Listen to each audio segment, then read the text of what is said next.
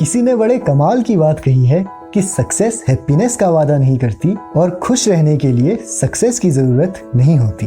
Julian Mantle एक professional lawyer था जिसने वो सब कुछ अचीव कर लिया था जिसकी बहुत से लोग हमेशा ख्वाहिश करते हैं। एक 7 फिगर इनकम, समाज में अच्छी रेपुटेशन, बड़ा मेंशन, एक प्राइवेट जेट, ट्रॉपिकल आइलैंड में समर होम और एक बेहद खूबसूरत फरारी। पर काम फिर भी बहुत सारा रहता था। कोर्ट के लिए कितनी भी प्रिपरेशन क्यों ना हो, जूलियन को वो अधूरी लगती। वो अपने छोटे से वर्क सेंटर्ड वर्ल्ड में बंध चुका था और उसको टाइम भी नहीं मिलता था अपनी लाइफ को एंजॉय करने के लिए। वो अपनी एज से 20 साल ज्यादा बूढ़ा दिखने लगा था। बहुत ज्यादा वर्कलोड होने की वजह से एक दिन कोर्ट रूम में ही उसे एक केस के दौरान हार्ट अटैक आ गया और उसे फौरन आईसीयू में एडमिट कर दिया गया। लकीली जूलियन मरते मरते बचा, पर इस इंसिडेंट के बाद उसकी लाइफ का पूरा नया फेस खुला। आईसीयू से निकलते ही जूलियन गायब सा हो गया। कोई नहीं जानता था कि वो कहाँ गया।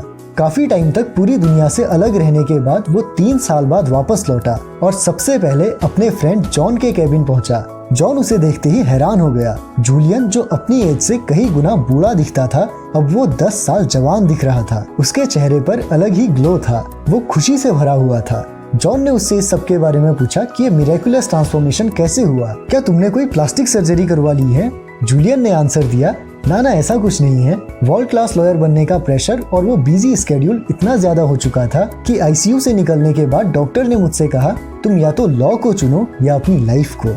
मैंने लाइफ को चुनने का फैसला किया और आईसीयू से निकलने के बाद अपनी फरारी बेच दी, अपना जेट बेच दिया और मैं एक मिस्टीरियस जर्नी में चले गया, जहाँ से मैंने जिंदगी का रियल मतलब बताने वाली एक ऐसी कहानी सीखी जिसमें 7 लॉस छिपे हुए हैं जो किसी की भी लाइफ को फुलफिलमेंट दे सकते हैं। So welcome to evolve friends, और आज की वीडियो में हम जानेंगे एक ऐसी कहानी जिसमें जॉय, स्पिरिचुअल गिफ्ट्स, वेल्थ और इनर पीस से भरी हुई लाइफ के 7 रूल्स छिपे हुए हैं जिन्हें दुनिया के सबसे खुश इंसान हर दिन प्रैक्टिस करते हैं। मैंने recently think like a monk पढ़ी थी और ये दोनों बुक्स मंक लाइफ की ही प्रीशियस लर्निंग्स को बताती हैं। तो इस बुक के कुछ कंसेप्ट्स में मैंने थिंक लाइक अ मंक के भी कुछ रेजोनेटिंग कंसेप्ट्स ऐड किए हुए हैं। और ऐसे ही हर हफ्ते दुनिया की बेस्ट बुक्स की बेस्ट लर्निंग्स पाने के लिए चैनल को सब्सक्राइब करके बेल आइकन को प्रेस करके ऑल पे क्लिक जरूर कीजिएगा। और अगर आपको किसी बुक समरी पे वीडियो या डिटेल्ड ऑडियो बुक चाहिए तो कमेंट करके जरूर बताइएगा। तो ये सुनने के बाद कि एक मिस्टीरियस जर्नी पे जाकर जूलियन ने एक लाइफ चेंजिंग स्टोरी सीखी है, जॉन तुरंत जूलियन से पूछता है, अब बताओ भी तुम कहाँ गए थे और तुमने कौन सी स्टोरी सीखी? जूलियन बताता है, सब कुछ बेचकर मैं इंडिया चले गया था क्योंकि यहाँ की मिस्टिकल लैंड ने मुझे हमेशा से अट्रैक्ट किया था। इंडिया में मैं कश्मीर के सिवाना के जंगलों में पहुंचा जहाँ मुझे ऐसे लोग मिले जो 100 साल से भी ज्यादा जीते थे और एक यंग इंसान की एनर्जी के साथ जीते थे। वो इंडियन मंक्स थे जिनमें से योगी रमन मेरे गुरु बने और उन्होंने ही मुझे ये कहानी बताई। पर इसे बताने से पहले उन्होंने मुझसे कहा, मैं तुमसे ये वादा चाहता हूँ कि तुम इस नॉलेज को सिर्फ अपने तक नहीं रखोगे। जब तुम सिवाना से वापस अपने घर लौटोगे तो एटलीस्ट एक आदमी को ये जरूर बताओगे। तो यही प्रॉमिस मैं तुमसे भी चाहता हूँ जॉन, कि अब जो मैं तुम्हें बताने जा रहा हूँ उसे तुम एटलीस्ट किसी एक दूसरे इंसान के साथ शेयर जरूर करोगे। और यही मैं आपसे भी चाहता हूँ, नॉलेज को शेयर जरूर कीजिएगा। जूलियन स्टोरी बताना शुरू करता है और वो कहता है, इमेजिन तुम एक बहुत ही ब्यूटीफुल गार्डन में घूम रहे हो। ये गार्डन इतना खूबसूरत है कि शायद ही तुमने अपनी पूरी जिंदगी में इससे सुंदर कुछ देखा हो। तुम अपने आसपास देखते हो और तुम्हें एक बड़ा सा लाइट हाउस दिखाई देता है, पर अचानक से ही गार्डन का साइलेंस डिस्टर्ब हो चुका है। लाइट हाउस का दरवाजा खुलता है और वहाँ से एक बहुत बड़ा 9 फुट ऊंचा और 900 पाउंड्स का सुमो पहलवान बाहर निकलता है, जिसने बाकी कुछ नहीं सिर्फ एक रेड कलर की अंडरवियर पहनी हुई है जो कि वायर्स के सहारे उसकी कमर पे बंधी है। जैसे ही सुमो रेसलर गार्डन में यहाँ वहाँ घूमना शुरू करता है तो उसे सोने की बनी हुई बेहद चमकती हुई स्टॉपवॉच दिखती है। सुमो इस पर फिसल जाता है और जमीन पर गिर पड़ता है, जिस वजह से अब वो बेहोश हो चुका है। जब तुम ये सोच रहे होते हो कि शायद पहलवान मर चुका है, तभी वो होश में आता है। वो एक पास में ही खिल रहे येलो रोज की फ्रेग्रेंस की वजह से जाग जाता है और अपने आसपास देखने लगता है। तभी उसे एक बहुत लंबा घुमावदार रास्ता दिखाई देता है जो करोड़ों हीरों से भरा हुआ है। कोई चीज पहलवान को उस रास्ते पर जाने के लिए इशारा करती है और वो उस ओर चल देता है। ये रास्ता उसे कभी ना खत्म होने वाली हैप्पीनेस और सुख की ओर ले जाता है। जॉन कहता है, तुम 3 साल अपना सब कुछ बेचकर ये सीख कर आए। मुझे तो लगा था मैं कुछ धमाकेदार सुनने वाला हूँ, पर जो कुछ मैंने सुना वो तो सुमो पहलवान और लाइट हाउस की बेवकूफी भरी कहानी थी। जूलियन कहता है, हाँ ये थोड़ी अजीब लगती है, लेकिन इसमें समझदारी का पूरा यूनिवर्स छिपा हुआ है। इसका पहला एलिमेंट गार्डन सिंबलाइज करता है हमारे दिमाग को। अपने माइंड के गार्डनर तुम हो, और जब तुम कॉन्शियस रहोगे अच्छे फूल और फलदार पेड़ लगाने के लिए, सिर्फ तब ही ये गार्डन सुंदर रहेगा। लेकिन अगर तुम आलसी हो जाओ, अपनी ड्यूटी ना निभाओ, तो इसमें कांटे अपने आप ही उगते रहेंगे। फ्रूट्स और फ्लावर्स लगाना रिप्रेजेंट करता है खुद को रोज कुछ अच्छा सिखाना, और आलसी हो जाना रिप्रेजेंट करता है दिन भर सोते रहने, टाइम पास करने को। जब तुम टाइम पास करने लगते हो तो तुम्हारे दिमाग में कांटे या बुरे विचार अपने आप आने लगते हैं और तुम खुद ही खुद को बर्बाद करने लगते हो। इसीलिए पहला सिंबल याद दिलाता है एक डिवोटेड गार्डनर बनके अपने माइंड के ब्यूटीफुल गार्डन की रोज केयर करना और इसमें कुछ अच्छा उगाना। बिना कुछ अच्छा उगाए अगर जो कुछ भी तुम कर रहे हो उसे ही करते रहोगे तो तुम दुखी ही रहोगे। अगला सिंबल लाइट हाउस दिखाता है क्लैरिटी को। अगर एक आर्चर अपनी आंखें बंद करके बिना गोल को देखे तीर चलाए तो उसका तीर कभी निशाने पर नहीं लग सकता, क्योंकि अभी लाइट ही नहीं है उसे क्लैरिटी देने के लिए। पुराने जमाने में लाइट हाउस का यूज रात के वक्त शिप्स को डायरेक्शन देने के लिए किया जाता था, ताकि वो सेफली अपने पोर्ट तक पहुंच सकें। लाइट हाउस शिप्स को क्लैरिटी देता था, सही रास्ते की। और ऐसे ही जो लोग अपनी लाइफ में कुछ बहुत बड़ा करते हैं उन्हें हमेशा ये क्लियर रहता है कि उन्हें इमोशनल लेवल पे, फिजिकल लेवल पे और स्पिरिचुअल लेवल पे क्या चाहिए।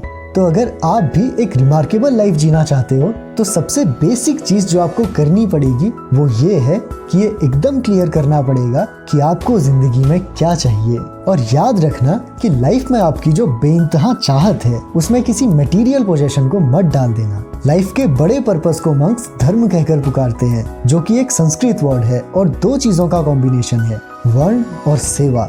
वर्ण का मतलब है हमारा पैशन और स्किल्स, और सेवा का मतलब है अपने वर्ण का यूज दुनिया को कुछ अच्छा सर्व करने के लिए करना, कुछ ऐसा सर्व करना जिससे दुनिया में कुछ इम्प्रूवमेंट आए।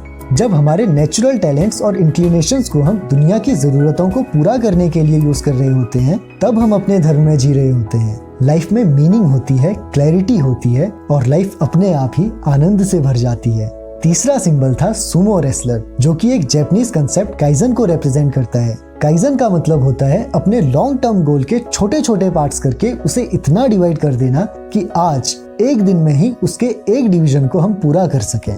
सुमो रेसलर को खुद को पावरफुल बनाने के लिए और पावरफुल बनाए रखने के लिए कंटिन्यूअस इंप्रूवमेंट की जरूरत होती है, और ये सिर्फ तभी हो सकता है जब गोल्स शॉर्ट टर्म हो, मतलब कि अगले 5 घंटे का या आज के दिन का कोई गोल हो। और जब गोल बहुत लॉन्ग टर्म जैसे 1 साल का होता है तो उसके लिए एक्शन लेने में हम काम को टालते रहते हैं कि अभी तो बहुत टाइम है। और यही रीजन है कि स्कूल्स की पढ़ाई करने में काम को टालने वाली फीलिंग बहुत ज्यादा आती है। इसीलिए हमें हमारे लॉन्ग टर्म गोल्स को बहुत छोटे छोटे गोल्स में डिवाइड करना है, जिसका यूज जापानीज हमेशा करते हैं और ये उनकी फास्ट ग्रोथ का एक सीक्रेट है। अगला सिंबल था वो केबल वायर, जिससे पहलवान की अंडरवियर बधी हुई थी और उसकी इज्जत बची हुई थी।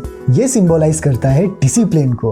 अगर आप कभी किसी केबल वायर को गौर से देखो तो उसके अंदर का सिंगल वायर बहुत कमजोर और पतला होता है, पर इन्हीं हल्के हल्के वायर्स के कॉम्बिनेशन से केबल इतनी मजबूत हो जाती है कि उसे तोड़ना बहुत मुश्किल हो जाता है। ऐसा ही है डिसिप्लिन। हम डायरेक्टली कंप्लीटली डिसिप्लिन नहीं हो सकते, हमें खुद से छोटी छोटी कमिटमेंट्स करनी पड़ेंगी और उन्हें पूरा करते रहना पड़ेगा। जैसे जैसे हम छोटी कमिटमेंट्स को पूरा करते जाएंगे तो यही छोटी छोटी कमिटमेंट्स पतले वायर्स की तरह डिसिप्लिन की पूरी केबल बनेंगी, जो कि खुद की नजरों में हमारी इज्जत बढ़ाएगी। अगर ये सेल्फ डिसिप्लिन की केबल ना हो तो हम खुद की नजरों में ही बेइज्जत होते रहेंगे। केबल के बाद का सिंबल था वो स्टॉप वॉच, जिसमें फिसलकर सुमो बेहोश हो जाता है। स्टॉप वॉच से तो सीधे समझ आता है कि ये टाइम को रिप्रेजेंट करती है। टाइम मास्टरी ही लाइफ मास्टरी है। जो इंसान टाइमिंग को समझ जाता है कि किस टाइम पे किस एज में कौन सा काम करना सही है और वो उस सही काम को ही करता है, वही जिंदगी में कुछ अच्छा कर सकता है। और टाइम मास्टरी का सिंपल फॉर्मूला है, जो काम करना जरूरी है उसी को करना, लेस इम्पोर्टेंट काम को मोर इम्पोर्टेंट से रिप्लेस करना, और साथ ही साथ सबसे इम्पोर्टेंट चीज खुद को टाइम देना। बहुत से लोग ये बहाने बनाते हैं कि मेरे पास एक्सरसाइज करने का टाइम ही नहीं है, मेरा मन ही नहीं होता। ये सब कहना कुछ ऐसा सा है कि मैं कार चलाने में इतना बिजी हूँ कि मेरे पास फ्यूल भरवाने का ही टाइम नहीं है, जबकि आप जानते हो कि गाड़ी कभी भी रुक सकती है, इंजन डैमेज हो सकता है। अगला सिंबल था वो येलो रोज, जिसकी खुशबू से पहलवान जाग जाता है। ये सिंबलाइज करता है सेल्फलेस सर्विस को। जब हम किसी को फूल देते हैं तो उस फूल की खुशबू सिर्फ दूसरे आदमी के पास ही नहीं जाती, बल्कि उसकी खुशबू हमारे हाथों में भी रह जाती है। ऐसे ही जब हम बिना अपने फायदे के औरों के अच्छे के लिए कुछ काम करते हैं तो उससे सिर्फ औरों की लाइफ ही इम्प्रूव नहीं होती, बल्कि हमारी लाइफ भी बहुत इम्प्रूव होती है। जिंदगी का हाईएस्ट पर्पस है कुछ सर्व करते रहना।